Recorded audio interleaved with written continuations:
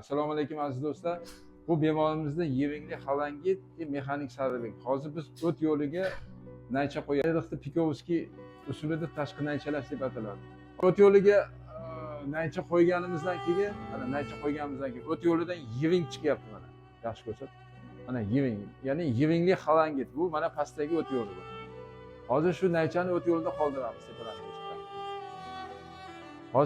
o't yo'lida qoldiramiz. Buni Pikovskiy usulida tashqi naychalash deb ataladi. Mana bu o't qopi mana. O't qopi ham destruktiv o'zgargan. Jigarida xolestatik, gepatik.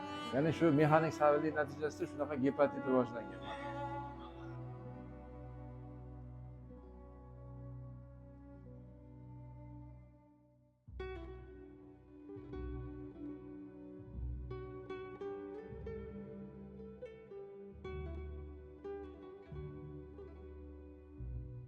Mana Xalidov tashqi naychaladik. Mana Pikovskiy usulda naychani qo'ydik. Mana qo'yganimizdan keyin mana mustahkamligi yaxshi, buni yaxshilab tikib fiksatsiya qildik.